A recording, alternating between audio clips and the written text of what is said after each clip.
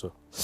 Одоо тэгэхээр би яг нөгөө танаа сайт руу бас ярьцлага хийхийнхаа өмнө бас орж үзлээ л дээ сонирхоод. Тэгээд ерөнхийн нэг суур ойлголт юмуд бол авсан. Тэгээд артлын энэ бизнес болон хийх гэж зорж байгаа зүйлүүд бол нэлээд тийм том маш том л ажлуудыг зорьсон байлээ. За тэгээ бас нөгөө танаа дээр бас энэ зөвлөж байгаа зөвлөхүүд бас чамгүй бас боловсрол мэдлэгтэй олонд одоо нэлээд таних тууц тийм хүмүүс баг нь бол ард нь байгаа гэж харсан.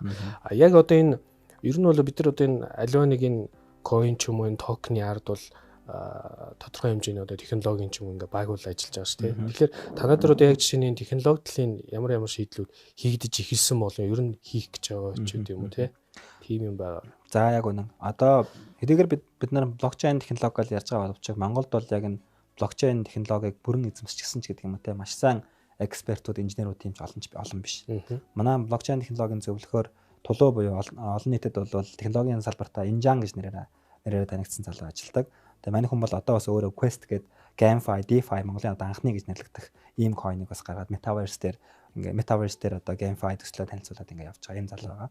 За манай үндсэн суур технологийн баг бол Bitsoft гэж компани залуучууд ажиллаж байгаа. Bitsoft компани яваад маш сайн талтай нь одоо бидний үеийн одоо эд жинхэнэ ажиллаж амьдарч явах үедээ жинхэнэ эд хаваа гайхуулж байгаа залуучууд байгаа гэж хэлж болно л да. Маш олон төслүүдээр ажиллаж байсан, төрийн болон хувийн төслүүдээр ажиллаж байсан туршлагатай.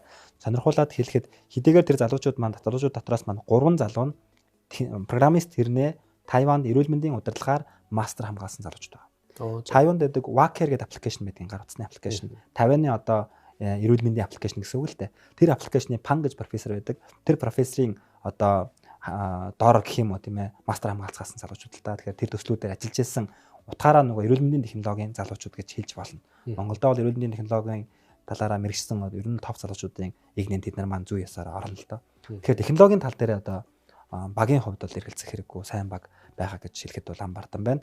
А нөгөө талдаа энэ төсөл өөрөө маш том амбицтай, далаацтай, их том дүнтэй тийм ээ. Дээрээс нь нийгмийн том асуудлыг шийдэх гэж явж байгаа ийм төсөл зүгээр нэг ганцхан адья мэтийн одоо 1-2 хүн хийдэг ажил биш л дээ. Тийм учраас бид маш хүчтэй багийг бүрдүүлэхийн төлөө зорж ажилласан. Айгүй сонирхолтой ч юм уу, инээдтэй ч юм уу зүйл нь манай баг дотор багтаа нэгдэхээс өмнө coin-ыг эсэргүүцгч нар маш их байсан. Тэр нэг сонирхолтой. Төслөө танилцуулаад очиад уулзахлаар баг coin гэх юм бол үргээд явчихаар те. Төслөөийг утгаар нь танилцуулаад эн чинь ийм social enterprise төсөл шүү. Энэ нь ийм үр дүнтэй шүү. Ийм утга учиртай шүү гэдээ хэлэхээр өө ямар сонирхолтой танах чинь шал өөр байсан юм байна штэ. Би танаа багт орж ажиллахдаа таатай байх болно гэдэг ингээд ажиллаж байгаа хүмүүс айгүй олон байгаа. Жишээлх юм бол одоо юу гэдгийг за хүний нэр хэлээд яг нь ер нь бол уламжлалт эдийн засгийн хүмүүсийг мэдж байгаа шүү дээ. Санхүү хөрөнгө оруулалтын чиглэлийн хүмүүс чинь coin гэдэг нэг юм агаараа юм яриад тахлаар айгүй тийм буруу ойлголттой байдаг. Гэтэл эн чинь өөрөө үгүй юм байна. Суурьтай зүйл биш шүү дээ. Тэгээд энэ дээр технологийн инновац шингэсэн байна шүү дээ. Блокчейн нь ч орсон байна, уламж технологи нь ч орсон байна. Ингэж хийж бас болох юм байна гэдэг концепт орж ирж байгаа.